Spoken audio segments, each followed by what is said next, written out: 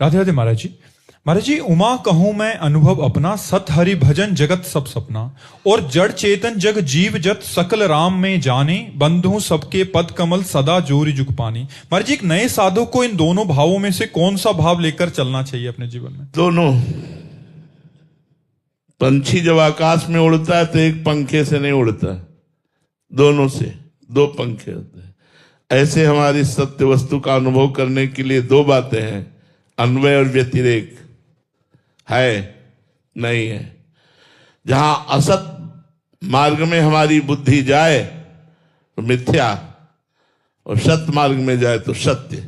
इसीलिए ब्रह्मसूत्र भी कहता है ब्रह्म सत्यम जगन मिथ्या, और जब अनुभव हुआ तो सर्वम खलमिदम ब्रह्म ने नानास्ति किंचन, सब ब्रह्म ही है, ब्रह्म के सिवा कुछ भी नहीं है।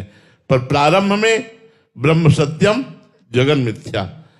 तो प्रारंभिक साधक को चाहिए कि इस नानात्व को मिथ्या मान करके सत्य स्वरूप भगवान में चित्त को लगाने की चेष्टा करे, या सब संबंधों में सब रूपों में मेरे भगवान ही विराजमान हैं, ऐसा भाव करके चले। दो भाव है, या तो इसे मिथ्या मान करके चलो तो आके अनुभव में हो जाएगा कि भगवान ही सब रूपों में है, या अभी से भगवान मान करके चलो तो ये सिद्ध हो जाएगा कि जड़ चेतन जग जीव जत सकल राम में जाने।